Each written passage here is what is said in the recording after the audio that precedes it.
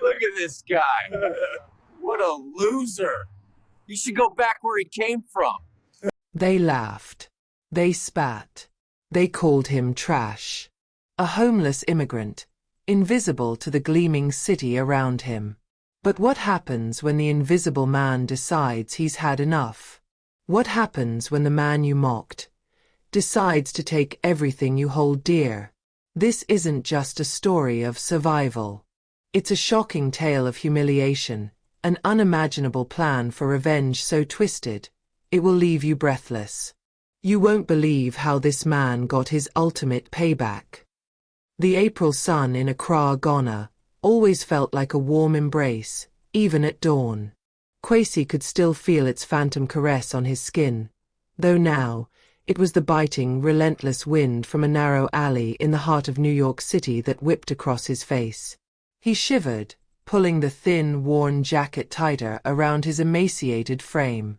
This jacket, a hand-me-down from an old sailor he'd met on a cargo ship, was his sole defense against the brutal chill of these alien mornings.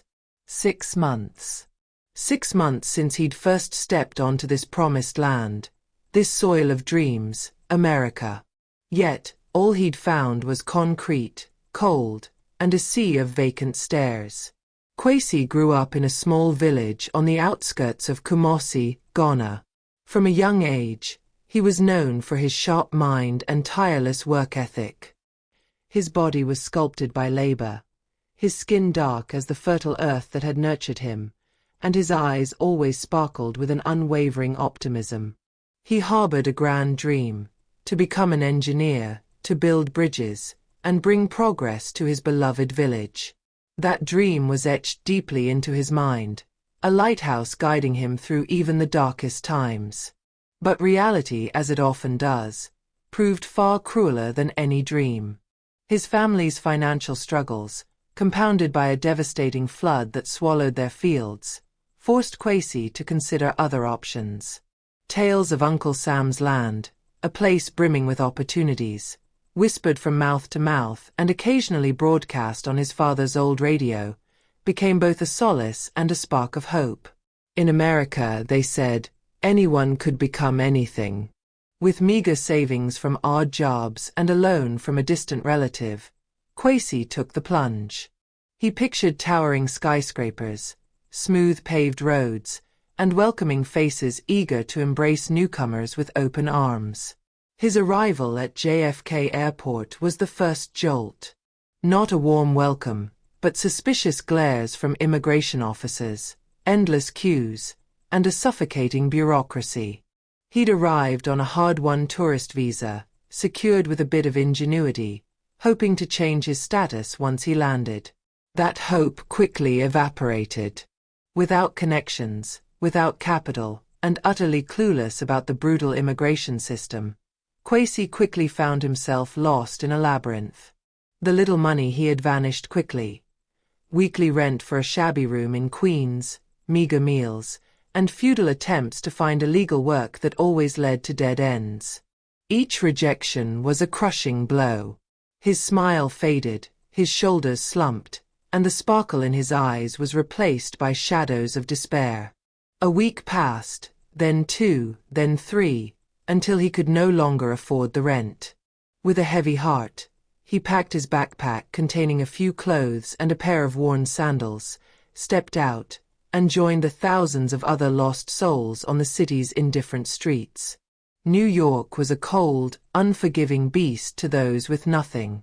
Kwesi found himself sleeping on frozen park benches, under bridges, or in dark, reeking alleys. Every night was a desperate struggle to stay warm, to avoid freezing. Every day was a hunt for sustenance, scraps from restaurant dumpsters, stale bread discarded by kind bakers, or occasionally, a handout from a charity with a line that stretched for blocks. His physical condition deteriorated rapidly. His once muscular frame became skeletal, his bones protruding sharply. His hair was matted and filthy, his beard grew wild. The sour smell of grime and dust clung to his tattered clothes. He, the once proud and hopeful Kwesi, was now nothing more than a homeless man, a ghost flitting through the unseeing masses of the metropolis. More painful than the cold and hunger were the stares. People looked at him as if he were refuse, a contagion to be avoided. They quickly turned their faces away, pulled their children closer, or even spat to the side as he passed. His dignity, which he had fiercely guarded, eroded bit by bit with each passing day. One bitter afternoon, Quasi sat on the curb outside a bar in Lower Manhattan. He was starving and exhausted, craving only a moment's respite.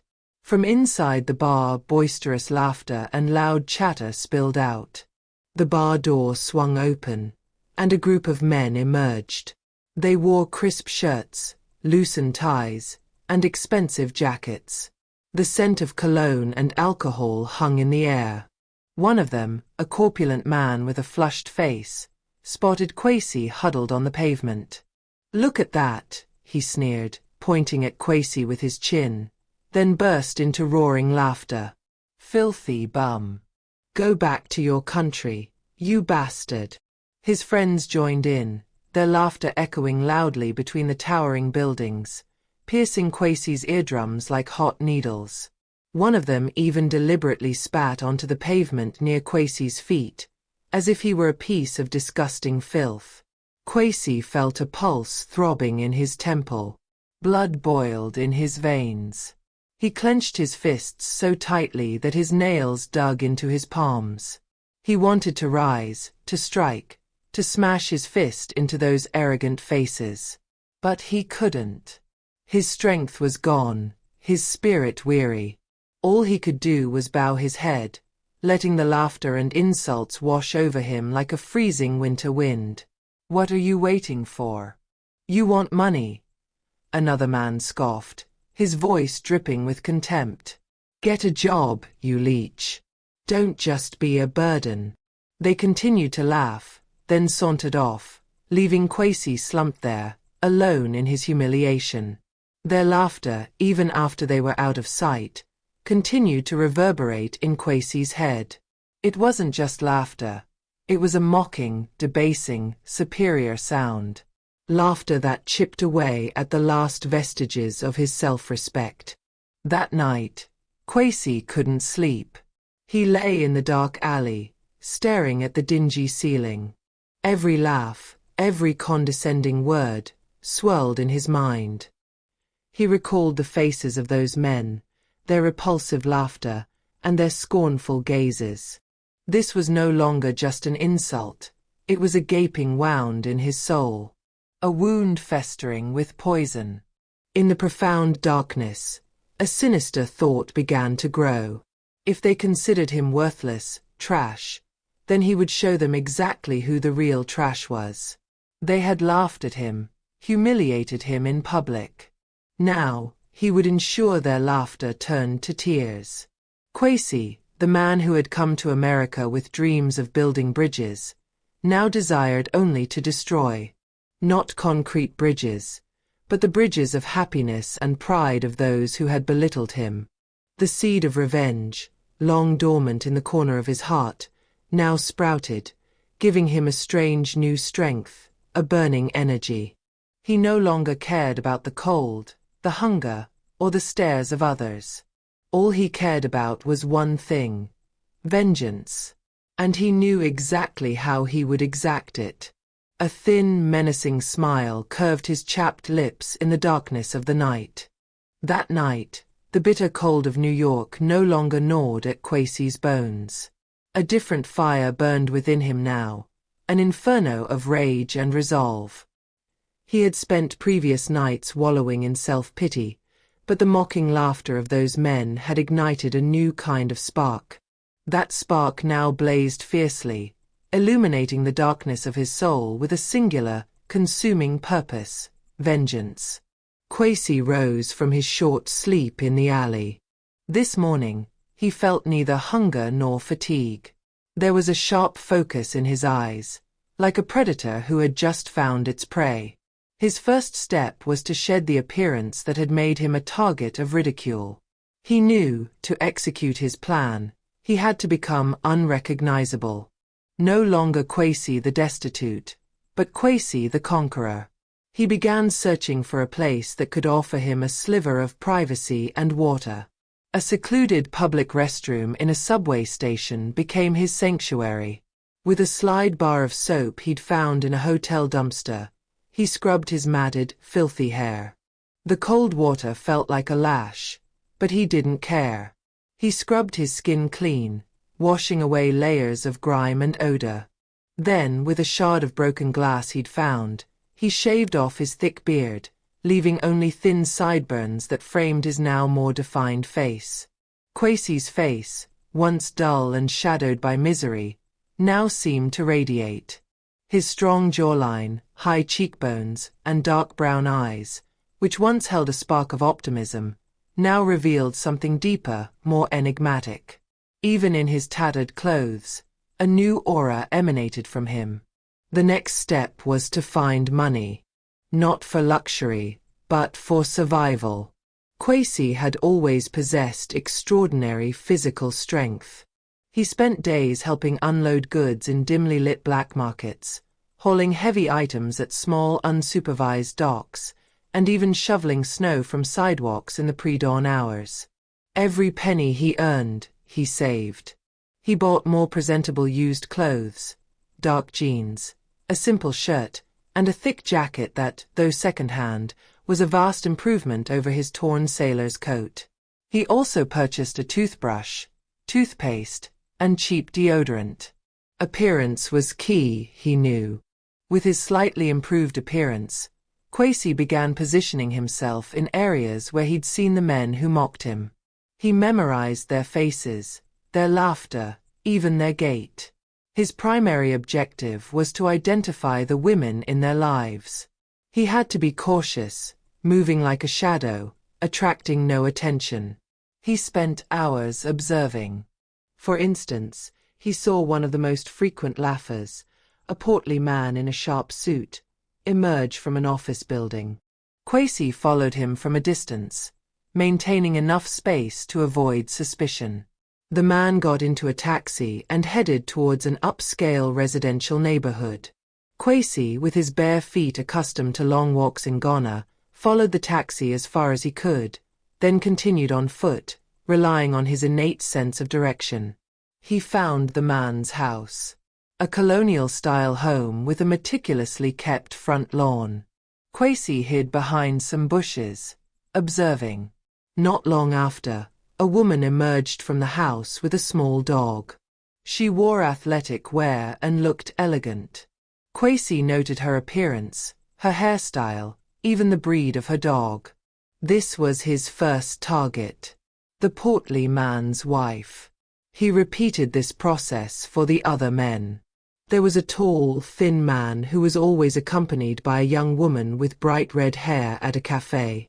There was also a man with a thick mustache who frequently picked up a woman in a luxury car at an art gallery. Kwesi was like a patient hunter, learning his prey's habits, gathering information piece by piece. He even learned to use public libraries to access the internet, searching for names and addresses he gleaned from his observations. He scrutinized their social media profiles, looked at family photos, and even read comments that hinted at their relationship dynamics. During this period of observation, Kwesi also underwent a mental transformation. He realized that physical attractiveness alone wouldn't suffice. He needed to project a certain aura. He began reading old books he found in trash cans, especially those on human psychology and the art of persuasion. He listened to people's conversations in cafes, mimicking their accents and intonations. He practiced smiling in front of a broken mirror, trying different facial expressions, striving to appear friendly, attentive, yet subtly mysterious. Charm was to be his most potent weapon. He trained his voice, shedding his thick Ghanaian accent. He learned to speak slower, deeper, with strategic pauses to emphasize his words. He studied how to look people in the eye without being intimidating, yet radiating an undeniable allure. There were nights when he felt weary and doubted himself. Was all of this worth it? Would this revenge truly bring him peace? But each time doubt crept in, he would close his eyes, and the laughter of those men would echo again in his ears. The humiliating laughter, the condescending laughter, and the doubt would vanish, replaced by a burning ember that glowed brighter than ever. Kwesi, the man once known for his kindness, was now transformed into an architect of vengeance. Every movement, every observation, every practiced smile, was part of a grand strategy. He no longer saw these women as individuals, but as pawns in a chess game he was meticulously designing. He would enter their lives, disrupt the foundations of happiness of the men who had scorned him, and then disappear without a trace, leaving behind an irreversible chaos. He had spent weeks, even months, in preparation. From a helpless homeless man, he now stood tall, with a sharp, calculating gaze. He was no longer the Kwesi to be laughed at. He was a shadow moving through the city's depths, ready to unleash his attack. The game was about to begin. That evening, the clinking of glasses and the light laughter of women filled the air in a chic downtown bar. Kwesi, dressed in a newly acquired dark linen shirt from a thrift store and well-fitting jeans, sat in a corner, sipping water. He no longer resembled a homeless man. With his neatly styled hair, the faint scent of soap, and a sharp gaze, he exuded a mysterious aura that subtly drew attention. His first target, Sarah, had just walked in. Sarah was the woman he'd seen leaving the portly man's house, the one who'd scoffed at him. She wore a deep maroon cocktail dress that hugged her figure elegantly, her golden blonde hair flowed beautifully, and a faint smile played on her lips. Kwesi had spent the last 2 weeks meticulously studying Sarah's habits. He knew she often frequented this bar alone after work, waiting for her busy husband. He knew she favored Merlot and always gravitated towards the window seat. Kwesi also knew from his social media observations that Sarah's marriage to the corpulent man seemed stale, routine, and devoid of passion. Kwesi waited. He allowed Sarah to order her drink, settle comfortably, and occasionally glance at her phone. After a deliberate pause, Kwesi rose. His movements were calm, brimming with self-assurance. He walked to the bar, ordered the same drink, and then casually turned, as if just noticing Sarah's presence. "Excuse me," he murmured, his voice deep and smooth, his accent almost imperceptible. "I didn't mean to eavesdrop, but is that a California Merlot? That aroma. It's hard to miss."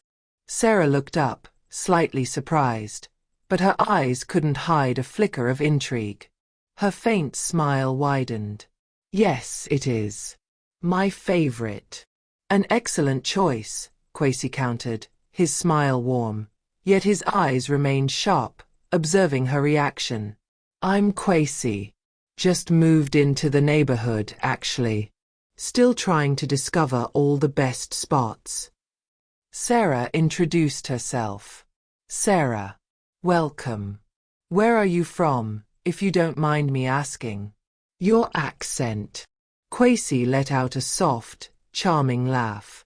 "I'm from a very distant place. A different continent, truth be told. But I believe the human soul has a universal language. Wouldn't you agree?" The conversation flowed effortlessly.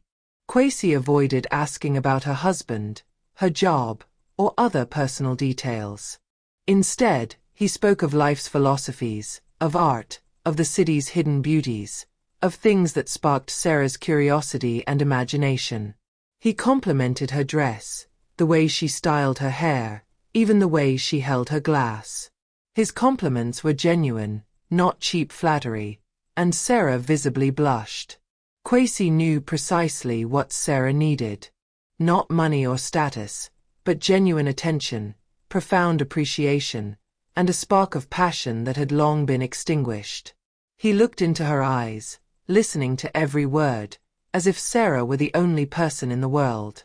He shared snippets of his own life, but only the parts that evoked sympathy and mystery. His struggles in his homeland, his grand dreams, but carefully omitting any bitter details of his homelessness or his current vengeful quest. He allowed Sarah to feel that he was a strong, yet sensitive and understanding soul. "You know, Sarah," Kwesi said, leaning in slightly, his voice dropping to a low tone, "there's a certain aura about you, like spring hiding in the depths of winter. It's rare to find someone with such spirit." Sarah's cheeks flushed. "That's the best compliment I've ever received." The evening wore on. Sarah's husband never arrived to pick her up. Kwesi didn't inquire why. He simply continued to fan the embers within Sarah's soul. They spoke of buried dreams, of unspoken desires. Kwesi made Sarah feel seen, heard, and desired, feelings that had likely long since faded in her marriage. As the bar began to empty, Kwesi offered to drive Sarah home. "Not because I have to, but because I don't want this beautiful evening to end too soon." Inside the taxi, Kwesi's hand, accidentally, brushed against Sarah's. The touch was light, yet it sparked an electric current. Sarah didn't pull her hand away. They arrived in front of Sarah's house. The lights inside were off, indicating her husband was already asleep.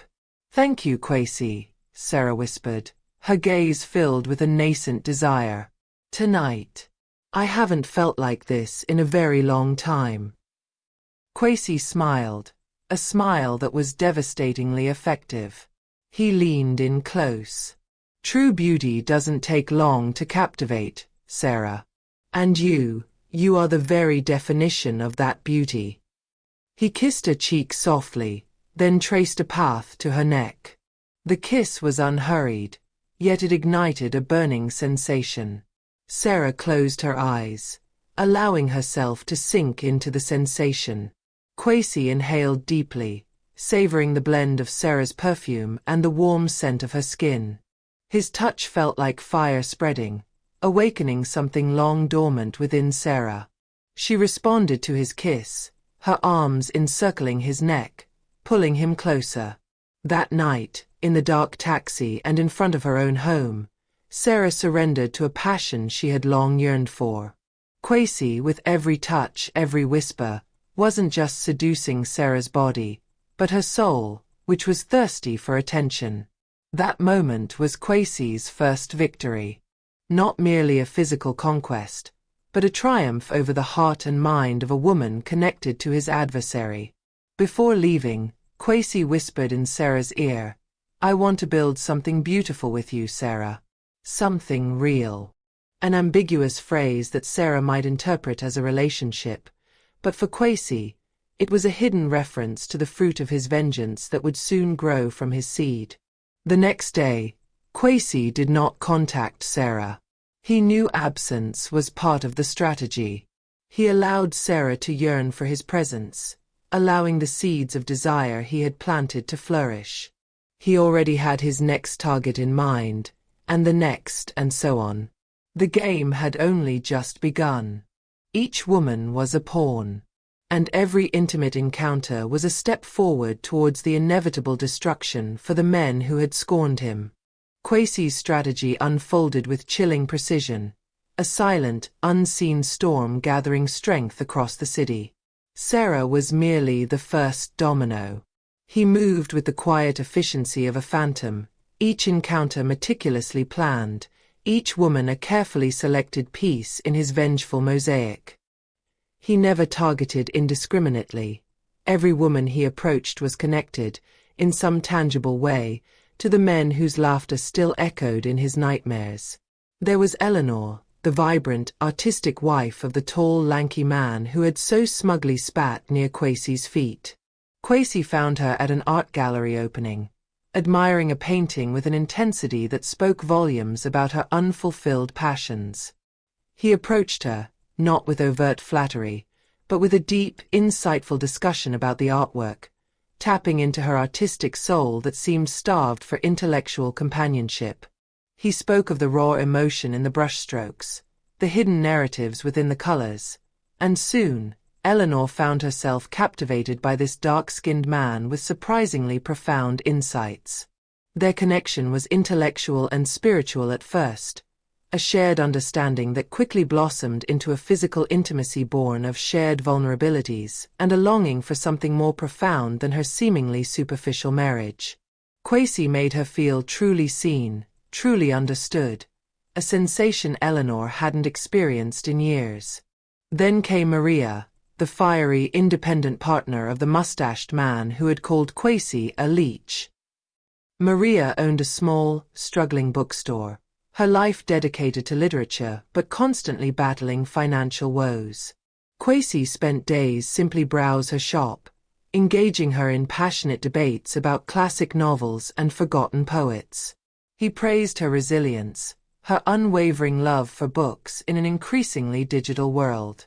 He offered to help with heavy boxes, to reorganize shelves, showing a tangible support she rarely received. He spoke of his own difficult past, framing it as a testament to resilience and the enduring power of dreams. He painted himself as a fellow kindred spirit, a fighter, and Maria, touched by his apparent empathy and strength, found herself drawn to his raw, untamed charisma. Their connection was built on shared struggle and a mutual appreciation for stories, leading to a passionate affair fueled by a desire for genuine connection beyond the transactional nature of her current relationship. Quasi was a chameleon, adapting his approach to each woman, yet the underlying principle remained the same. Identify their unmet needs, their unspoken desires, their emotional voids, and fill them with an intoxicating blend of charm, understanding, and potent physical allure. He listened intently, remembered small details, and spoke words that resonated deep within their neglected hearts. He was the empathetic confidant, the passionate lover, the intellectual equal. Whatever they craved, he became. The sensual intimacy was a natural progression, a powerful culmination of the emotional connection he meticulously built. It was never forced. It was always desired, always sought, a response to the yearning he expertly unearthed. For Quasi, this was not about pleasure. Each intimate encounter, each whispered word, each shared secret, was a strategic maneuver. He felt a strange mixture of satisfaction and detachment. He observed his own actions as if from a distance, watching the gears of his revenge machine turn. There were moments, fleeting ones, where a pang of something akin to guilt might surface when he saw the genuine happiness in a woman's eyes, or the vulnerability they showed him. But then, the image of those sneering faces, the echoing laughter, would flash in his mind, and any flicker of empathy would be extinguished, replaced by a cold, unwavering resolve. Weeks bled into months. Quasi maintained no fixed address, moving between cheap motels, sometimes even a rented room for a few days, always maintaining his elusive persona. He avoided any direct contact with the men he was targeting, never crossing their paths intentionally. He was a ghost, a whisper, a shadow. Then, the first subtle ripples appeared. Quasi was casually browsing a local newspaper he'd picked up from a cafe, when an inconspicuous birth announcement caught his eye. It was for the portly man and Sarah. A baby boy. A faint, almost imperceptible smirk touched Quasi's lips. This was the first sign. He had ensured during his intimate moments with Sarah that conversations often subtly drifted towards the topic of children, of building a family, of the desire for offspring. He had seen the yearning in her eyes, the quiet despair of a woman who felt a biological clock ticking without her husband's active participation.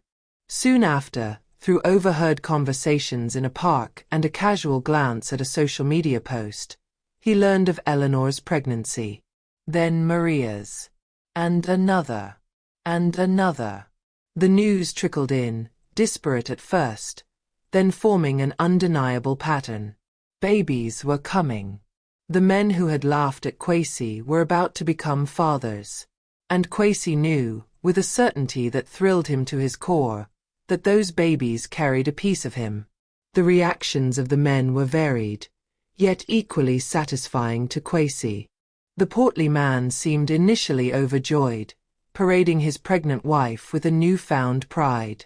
But there was a subtle undercurrent of something else, a furrow in his brow, a strained smile that didn't quite reach his eyes. Kwesi imagined the quiet doubts beginning to gnaw at him. The tall, lanky man seemed bewildered, almost overwhelmed by Eleanor's news, perhaps unprepared for such a profound shift in his bohemian life. Maria's partner, the mustached man, was outwardly ecstatic, but Kwesi saw the furtive glances, the slight hesitation in his voice when discussing due dates. The common thread was a subtle, growing unease. These men, once so confident in their ordered lives, were now facing the ultimate uncertainty. The joy of impending fatherhood was tinged with a faint, unsettling question mark. They might attribute it to exhaustion, stress, or the natural anxieties of new parenthood. But Kwesi knew better. He had planted the seeds of doubt, not just in their wives' wombs, but in the very fabric of their carefully constructed lives. He watched from a distance as their lives began to subtly unravel, caught in the web he had so carefully spun. The men, oblivious to the architect of their impending chaos, were slowly becoming entangled. The trap was set, the bait taken. And soon, the full weight of Kwesi's quiet, devastating vengeance would descend upon them. The air grew thick with unspoken anxieties. The joy of impending fatherhood among the men Kwesi targeted began to curdle, slowly, subtly, like milk left out too long. The initial excitement over pregnancies had given way to an unsettling current of suspicion. The portly man, Sarah's husband, started making nervous jokes about his potency to his friends, but his eyes darted around, searching, almost as if he expected an answer to a question he hadn't dared to ask aloud. The lanky art lover became withdrawn, his conversations with Eleanor increasingly punctuated by uncomfortable silences. Maria's partner, the mustached man, found himself inexplicably scrutinizing his own reflection, then Maria's, then the ultrasound photos, a flicker of doubt dancing in his eyes. The first crack in their carefully constructed realities came with the birth of Sarah's son. A beautiful, healthy baby boy. But as the nurses handed him to the beaming father, a collective gasp, almost imperceptible, rippled through the small group of family and friends. The baby had striking, dark skin, unmistakably deeper than either Sarah's fair complexion or her husband's ruddy tone. And his hair was thick, dark and curly, a stark contrast to the husband's thinning, light brown strands. The room, moments before filled with celebratory murmurs, suddenly felt heavy with unspoken questions. The portly man's forced smile faltered, replaced by a look of bewildered shock. He held the baby, his gaze moving from the infant's face to Sarah's, then back again, his mind racing. Whispers began. Not just among family, but among the men themselves. They met at their usual bar, their laughter now hollow, replaced by a tense, uneasy silence. "My kid. He doesn't look like me," the portly man finally blurted out, his voice a strained whisper. "He's dark. Really dark." The lanky man shifted uncomfortably. "Eleanor's due in a few weeks. She's been different. Distant." The mustached man slammed his glass on the table. "Maria's acting strange too. And she keeps talking about this new client at her bookstore, some guy who helped her with the inventory. Says he was really insightful." A cold dread began to settle in. They started piecing it together, fragments of conversations, fleeting glances of a mysterious man, the sudden, inexplicable shift in their wives' demeanors. They recalled the homeless man they had mocked, Kwesi. Could it be? The thought was absurd, yet terrifyingly plausible. They had dismissed him, humiliated him, and now a chilling possibility dawned. Had he orchestrated something beyond their comprehension? The truth, for each of them, arrived in different, devastating ways. For Sarah's husband, it was the DNA test, secretly ordered, the results delivered in a sterile envelope that felt like a death sentence. The percentage was conclusive. He was not the biological father. The world tilted on its axis.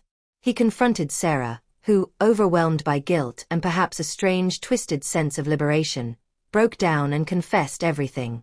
Not just about Kwesi, but about the emotional emptiness, the feeling of being unseen.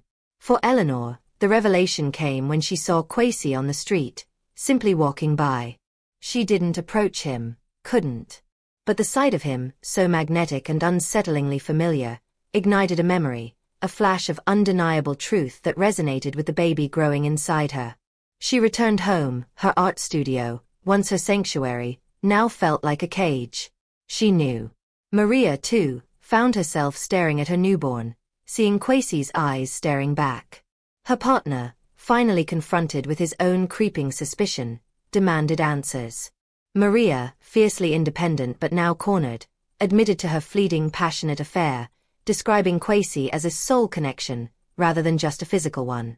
Her partner, reeling, could only see the ultimate betrayal. The consequences were immediate and brutal. Homes fractured. Trust shattered. The men, once so full of arrogant laughter, were consumed by rage, humiliation, and a profound sense of emasculation. Their world, built on assumptions of control and superiority, crumbled around them. They had believed their wealth, their status, protected them from the filth they saw on the streets. Kwesi had proved them catastrophically wrong. And Kwesi, after ensuring his revenge had taken root, he simply vanished. He didn't gloat, didn't make a grand revelation. He left no note, no forwarding address. One day, he was simply gone from the city's periphery, a ghost who had walked among them, planted his seeds of discord, and then disappeared back into the shadows from which he came. He may have slipped onto another cargo ship, seeking a new horizon, or perhaps found a small, quiet place to live, far from the echoes of his vengeance. His act was complete. He had taken back his dignity by stripping theirs away, leaving them to grapple with the profound, undeniable presence of his legacy in their lives. A legacy not just of broken trust, but of children who carried the undeniable proof of his existence, living testaments to their cruelty and his cunning. The men were left with their shattered lives, facing the very real challenge of raising children who were not their own, a constant, living reminder of their past cruelty and the bitter fruit of their scorn. Kwesi had not just gotten even. He had changed the very lineage of their families, a silent, pervasive victory that would ripple through generations. The laughter was gone, replaced by a silence filled with resentment, regret, and the inescapable truth of what they had wrought.